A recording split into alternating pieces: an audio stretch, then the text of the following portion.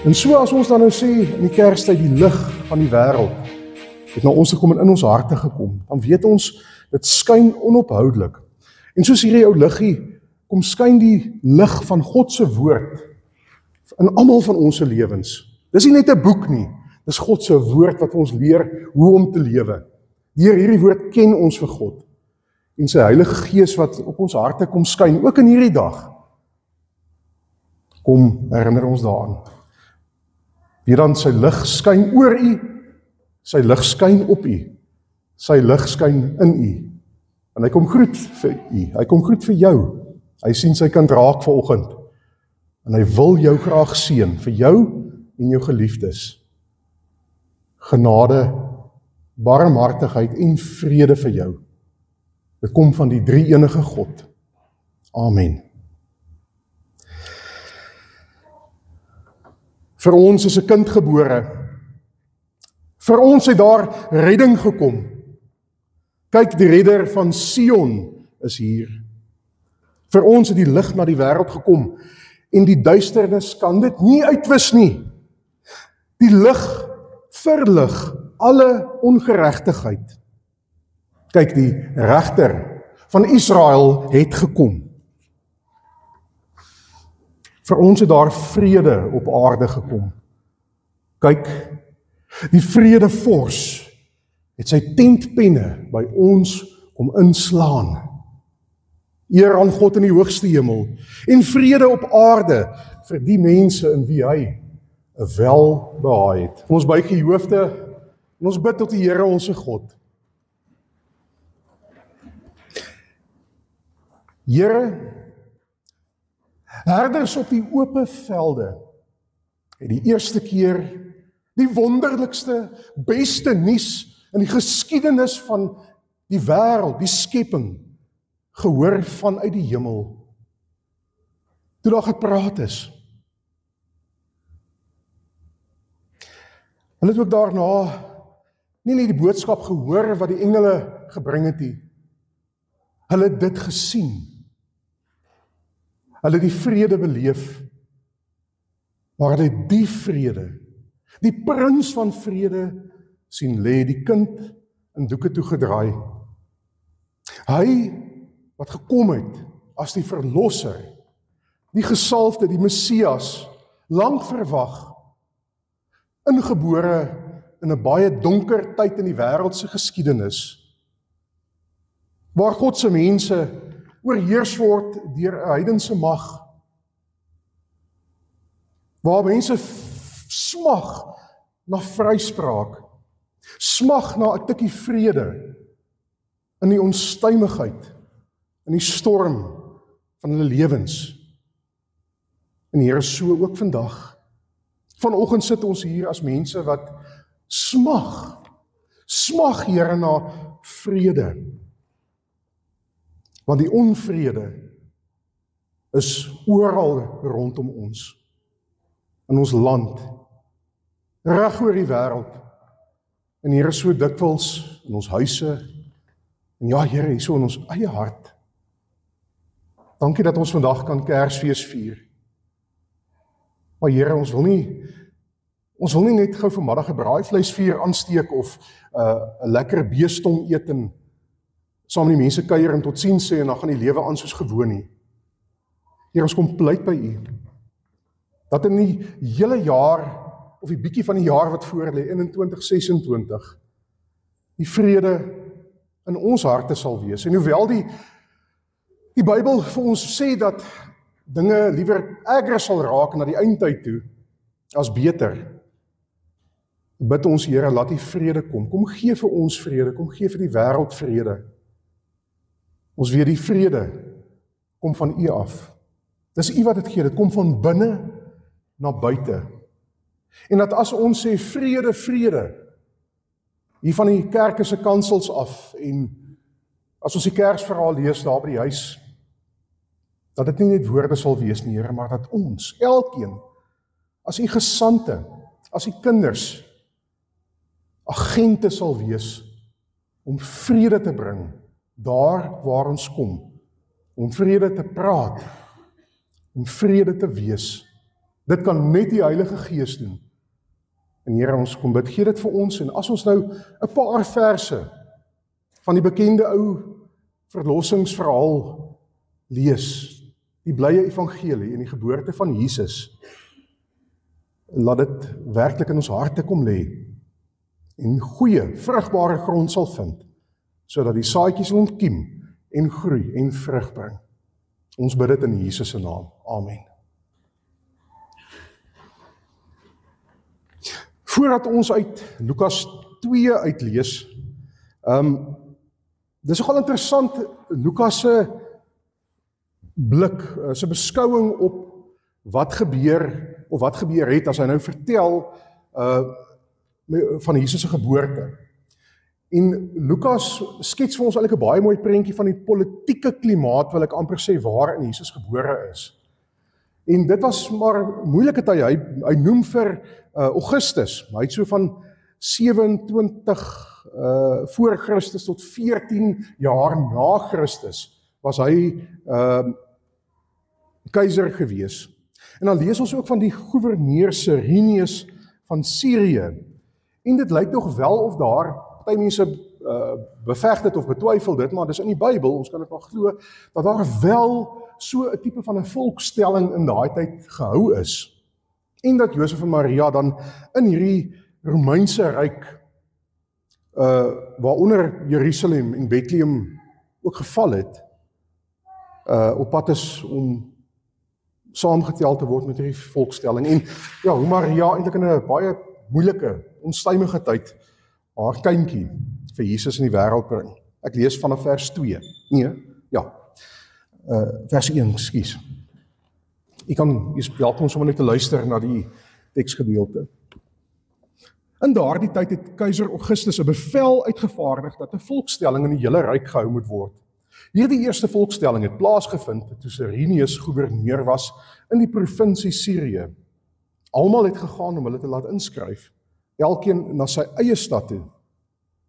Ook Josef het gegaan.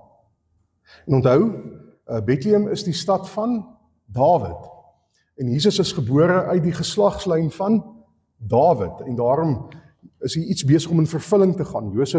Josef is 'n nageslag van Dawid. Hy het van die dorp Nasaret in Galilea na Judea toe gegaan, na Bethlehem, die stad van Dawid, omdat hy tot die huis en geslag van Dawid behoort het.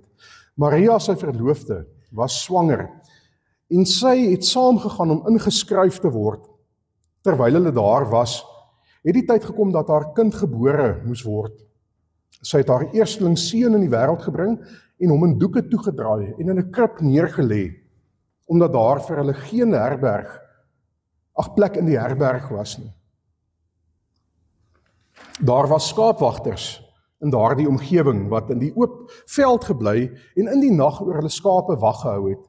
Met eens staan daar 'n engel van die Here by hulle en die heerlikheid van die Here het rondom hulle geskyn. Hulle het baie groot geskrik. Toe sê die engel vir hulle: "Moenie bang wees nie, want kyk, ek bring vir julle 'n goeie tyding van groot blydskap wat vir die hele volk bestem is. Vandag is daar vir julle in die stad van Dawid die verlosser gebore, Christus die Here. En dit is vir julle die teken. Julle sal 'n kindjie vind wat in doeke toegedraai is en in 'n krib lê." Skielik was daar saam met die engel 'n menigte engele uit die hemel wat God prys en sê: "Eer aan God in die hoogste hemel en vrede op aarde vir die mense in wie hy 'n welbehae het." Nadat die engele van hulle af weggegaan het na die hemel toe, sê die skaapwagters vir mekaar: "Kom, ons gaan reguit Bethlehem toe om te sien wat gebeur het, soos die Here dit aan ons bekend gemaak het." Hulle gaan toe haastig daarheen en kry vir Maria en Josef en 'n kindjie wat in 'n krib lê. Toe hulle hom sien, het hulle vertel wat oor hierdie kindjie aan hulle gesê is. Almal wat dit gehoor het, was verwonderd oor die skaapwagters, wat hulle gesê het, wat hulle vertel het. Maria het alles wat gesê is onthou, en telkens weer by haarself daaroor nagedink. Die skaapwagters het toe teruggegaan, terwyl hulle God loof en prys oor alles wat hulle gehoor en gesien het. Dit was alles net soos vir hulle gesê is. Ons skriflesing tot sover.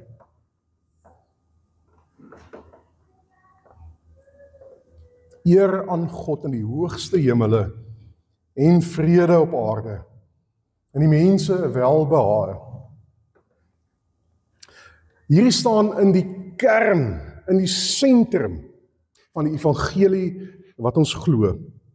Hierdie woorde is ook die basislied van 'n lied wat ek is seker op hierdie donderdag oor die wêreld heen in baie kerke gesing word.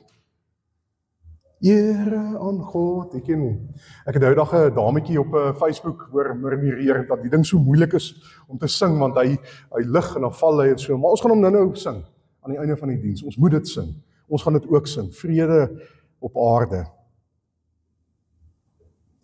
Hulle noem dit ook natuurlik die Gloria in Excelsis, of sommer afkorting die Gloria. Saam met Christene, nie net vandag nie, in die geskiedenis van die kerk, van die Christendom, van hierdie lang lyn van Jesus af tot vandag toe, waarvan ons deel is,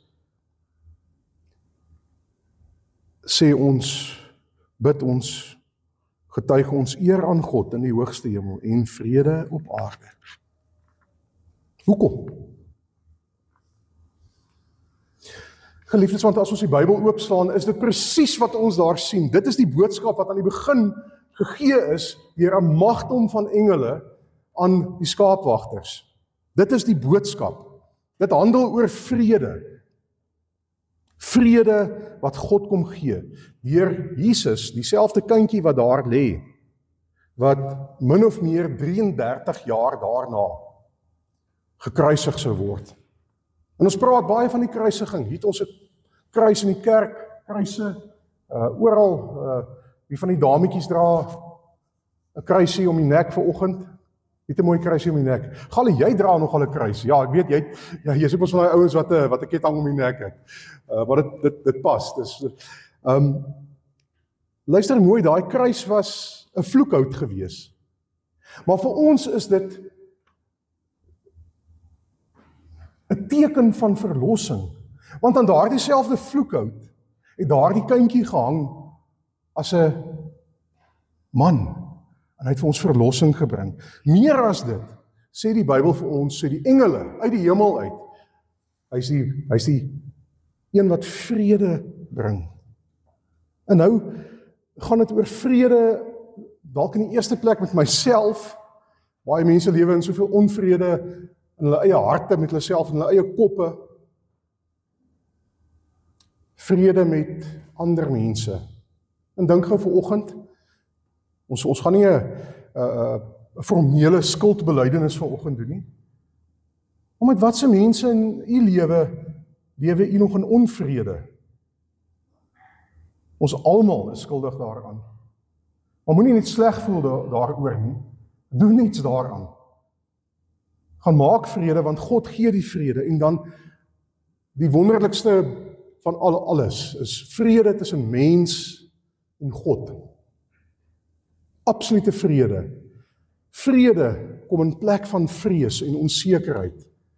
In plek van daai vraag, maar is ek okay? Is my saak met die skepper van hierdie aarde en van my, is dit reg? En die antwoord is 1000 maal ja.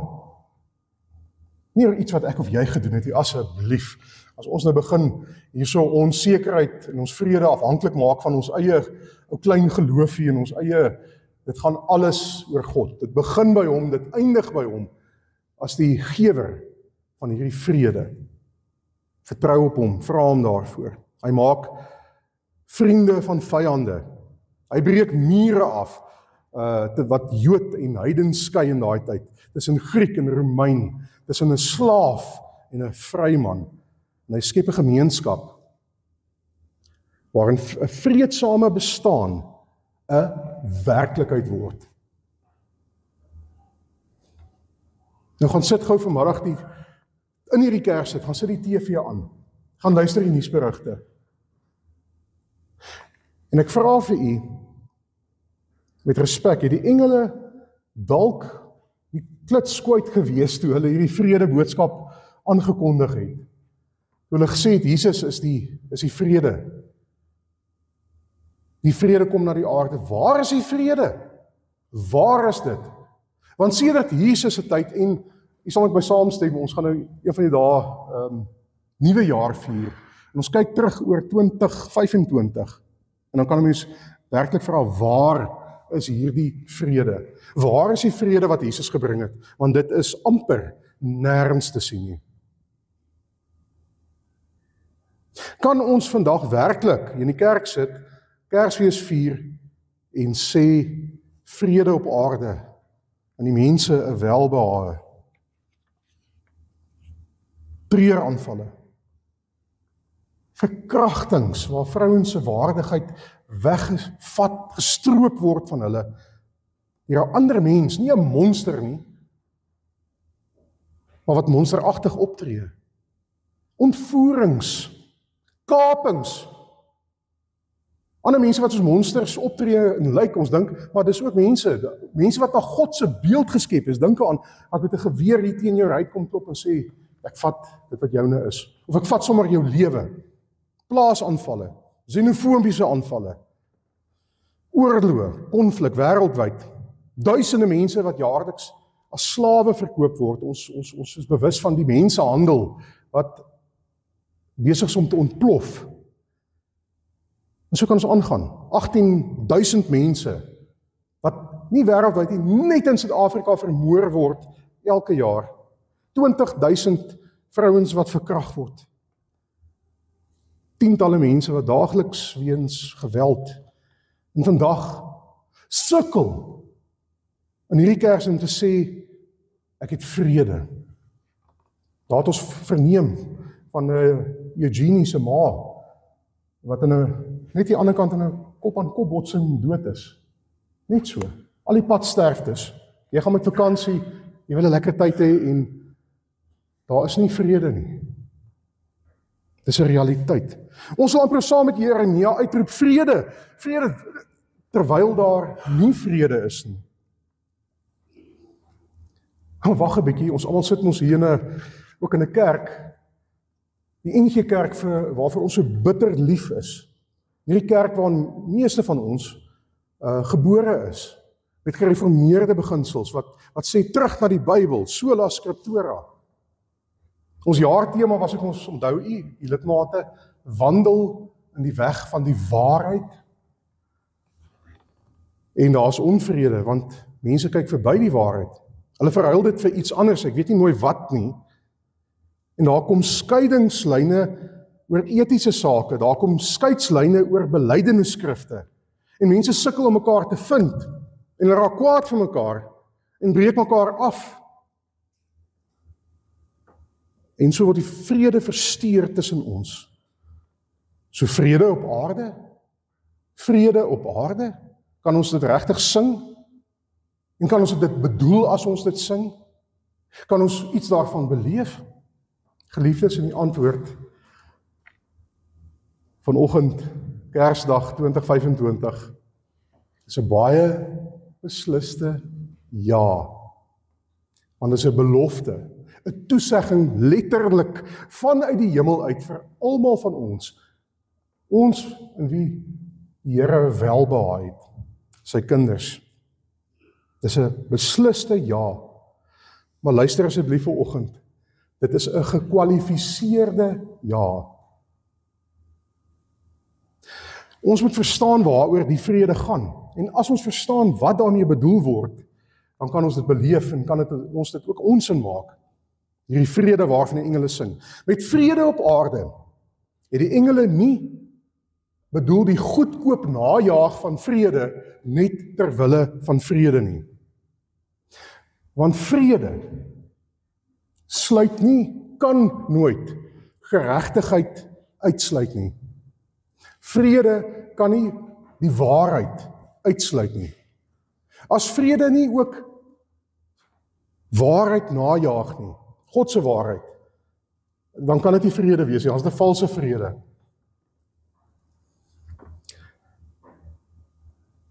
Dit kan ook nie, want geregtigheid, regverdigheid is bedoel om vrede te bring. Waarheid is bedoel om vrede te bring. Onreg en valsheid is per definisie die vyande van die vrede wat ons najaag. Dit breek vrede af. En ons moet dan ook onsself bereid verklaar, en dit klink amper teenstrydig, om in die stryd te tree, in die geveg, in die oorlog vir vrede. Want die vrede gaan nie net van self kom nie. Want sien, ons moet ook 'n aandeel daarin, ons het 'n aandeel daarin. Maar vrede beteken somtyds, amper altyd, dat daar stryd is, en wees verseker daarvan. Ons is in 'n geestelike oorlog gewikkel elke dag van ons lewens. Of jy dit wil weet of nie, en of jy dit aanvaar of nie, dis die realiteit. Want om hierdie vrede te bring, dink daaraan, hoe die vrede gekom. Jesus word in moeilike, ek wil amper sê haaglike omstandighede ingebore, in 'n stal. Hy het nie 'n wiegie nie, hy het 'n krib, 'n voerbak van diere, waarin die verlosser van die wêreld gaan lê. En uiteindelik kom gee hy sy lewe aan die kruis. Dit was 'n stryd gewees. Dit was gewelddadig gewees, geweldig en gewelddadig. Dis hoe die vrede baie keer ook kom. En ons sal nooit kan vrede ervaar as ons dit nie besef nie.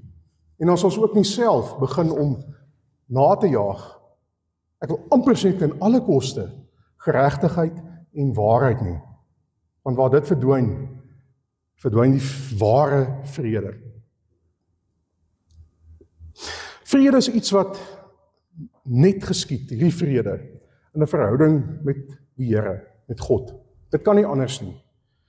En baie van ons kan sê, ja, kyk, na 2025, my gebedslewe, my Bybelstudie, was ook maar dalk op die meeste so gewees. Daar's ons wat jy kan sit en sê, maar Dominee, ek weet nie of ek regtige verhouding met God eens mee het nie. Want hy voel so ver, en het voel of hierdie kloof al hoe groter raak, want ek smag ook na daai vrede, maar dis asof God nie dit vir my gee nie, ek bid daarvoor, maar my lewe is in vlaarde, in rep en roer. En daarom kom help die Bybel vir ons so mooi.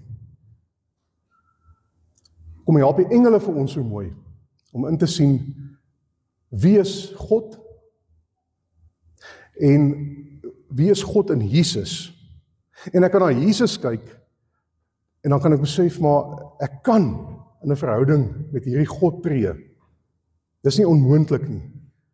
Dit is waarvoor ek geskep is. Jesus, sê die engele, is die verlosser. 'n Sinoniem vir die naam Jesus self. Jesus beteken verlosser, wat redder beteken, sê die engele. En dit dui op die doel van sy koms. Hoekom kom Jesus na die aarde toe?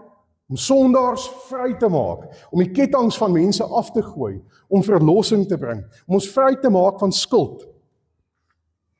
Sonder daardie impak in ons lewens kan ons nie Christene wees nie, en kan ons die Here nie aanbid nie.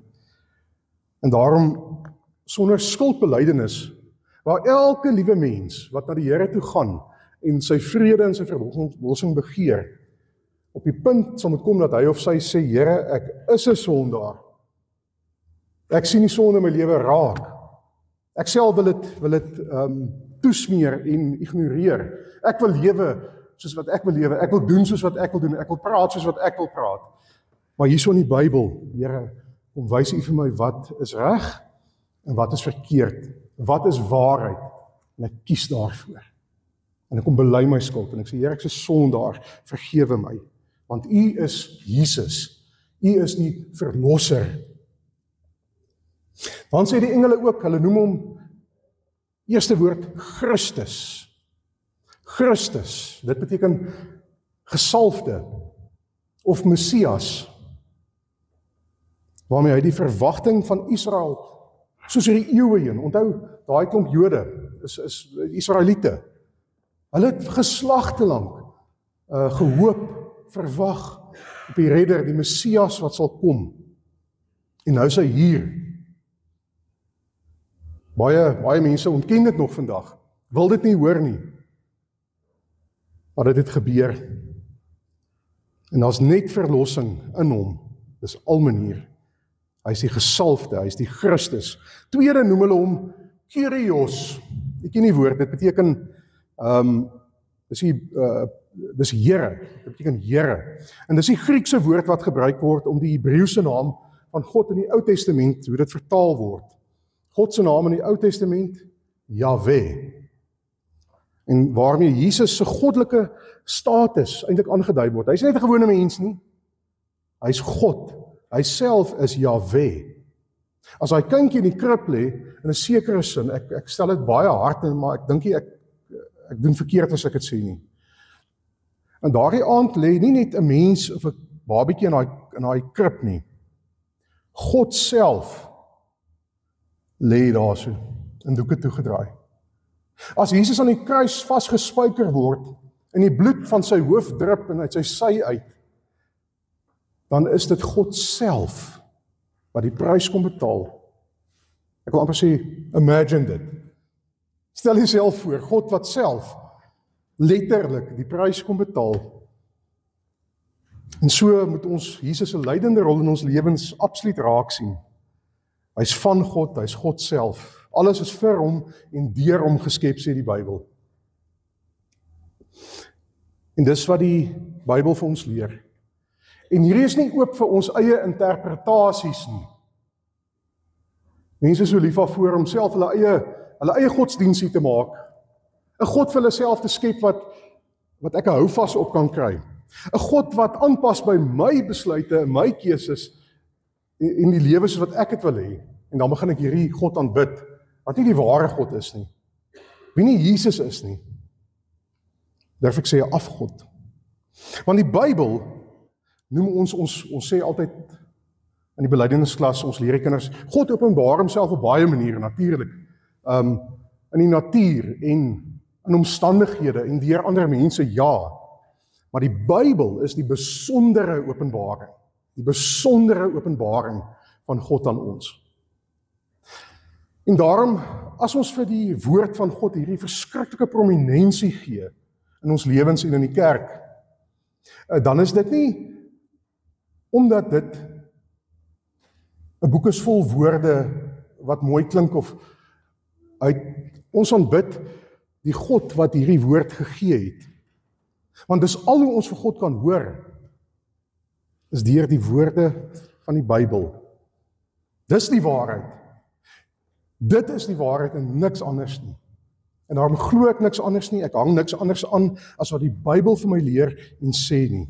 Niks wat gepreek is van 'n kansel af, of geskryf is in 'n hele biblioteek vol van teologiese boeke, is bo die Bybel nie. Die Bybel is absoluut waar en ons kan dit vertrou, want God sal nie vir ons lieg nie. Dis die waarheid. En hier leer ons Jesus ken. Jesus is die prins van vrede. En hy nooi almal uit. Hy is die beliggaaming van vrede. En hy sê, kom, julle, vroue, kinders, Jode, Grieke, enige kultuur, enige ras, om vorm deel van my vredesgemeenskap. Hierdie shalom gemeenskap. En ons moet alles in die stryd werp om dit vir ander mense moontlik te maak. In die kerk, buite die kerk in ons lewens. Ander mense wat nie dink soos ons nie. Ander mense wat nie praat soos ons nie, wat nie lyk soos ons nie, wat nie ruik soos ons nie, wat nie optree soos ons nie. Nie wegstoot nie, maar dit vir hulle moontlik maak om in hierdie vrede in te kom. Ons word opgeroep om vredemakers te wees. Jesus gaan aan die einde van die tye weerkom, die prins van vrede, sal kom om sy koninkryk vir eens en vir altyd te kom vestig met die wederkoms. Ons verwag dit, ons weet nie wanneer dit is nie. Maar geliefdes, intussen tyd, sien ek nie dat daar engele uit die hemel uitkom om hier tussen ons rond te kom loop en te sê, vir ons te kom vrede gee nie. Daar's 'n roeping, want as ek glo dat Jesus die vrede is, dat hy die vrede bring, dan sê ek, maar ek, as sy hande, sy voete, ons is mos die liggaam, Jesus is die hoof van die liggaam, ons wat hier sit, julle is die liggaam van Christus, dis wat die kerk is, dan gaan gee ek vrede, gaan praat ek vrede en doen ek vrede. En moenie 'n fout maak nie. In hierdie vredevolle, rustige tyd van Kersfees, is daar ook 'n boodskap van stryd, van veg en beklei, nie met mekaar nie, maar teen die magte van die bose. In elke plekkie in die lewe waar daar onreg plaasvind, oral in die lewe, in die kerk, buite die kerk, in die wêreld waar daar leuns versprei word, waar daar onwaarheid is, op 'n manier plaas ek vir my in die posisie dat ek 'n verkondiger sal wees van die vrede, deur in teenstand te kom met waar die leuen en onreg is. Nou, u sal vir jouself moet afvra in die jaar wat voor lê, hoe gaan jy dit doen? Hoe gaan ons dit doen? Waar is die plekkie waar die Here vir my 'n gesant van sy vrede maak? Ek wat sy vrede ontvang het. Ons moet maar mooi gaan dink. En ek dink ons moet maar mooi gaan bid ook daarvoor. En vir die Here vra, Here, wys my. Wys my waar ek vir mense rondom my iets kan beteken. Iets van wat Jesus vir my kom gee het. Op daardie eerste Kersdag ook te gaan uitdeel, want so sal die koninkryk ook op aarde kom. So kan ek op my knieë gaan en bid, Here, laat die koninkryk kom, want ek is bereid om in die stryd te tree, om te veg, om te beklei as dit moet, dat hierdie vrede kan deel raak van my lewe en die mense rondom my se lewe. Dan kan ek bid, Here, skenk tog aan ons 'n heerlike, maar 'n geseënde somers Kersfees. In die naam van Jesus bid ons dit dan. Geliefdes, 'n geseënde Kerstyd vir u. Geniet die dag. En mag sy vrede oor die gedagtes in die hart wees. En hy waak oor u.